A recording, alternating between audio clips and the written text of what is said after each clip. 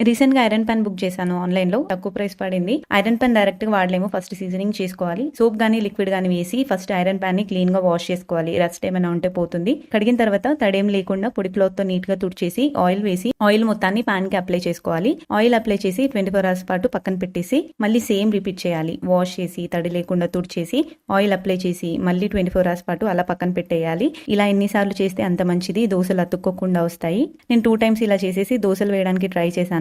Iron pan కి oil ఎక్కువ పడుతుంది అంటారు కదా, అందుకని ఫస్ట్ ఆయిల్ వేసి ఉల్లిపాయతో బాగా రుద్ది, ఫస్ట్ దోశ కాబట్టి కొంచెం లావుగా వేసాను, బట్ దోశ రాలేదు, అతుక్కుపోయింది మొత్తానికి. సెకండ్ దోశ కూడా లావుగా వేసాను, కొంచెం అటు ఇటుగా వచ్చింది, కానీ అంత లావుగా దోశలు వేసుకోలేం కాబట్టి మళ్ళీ పాన్ కి ఆయిల్ అప్లై చేసేసి పక్కన పెట్టేశాను 24 hours అట్లా.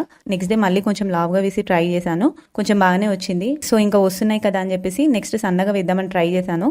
వాటర్ చల్లి క్లాత్ తో తుడిచేసి సన్నగా వేసాను. నాన్ స్టిక్ పాన్ లో ఎలా అయితే వస్తాయో అలానే వస్తున్నాయి, చాలా సన్నగా.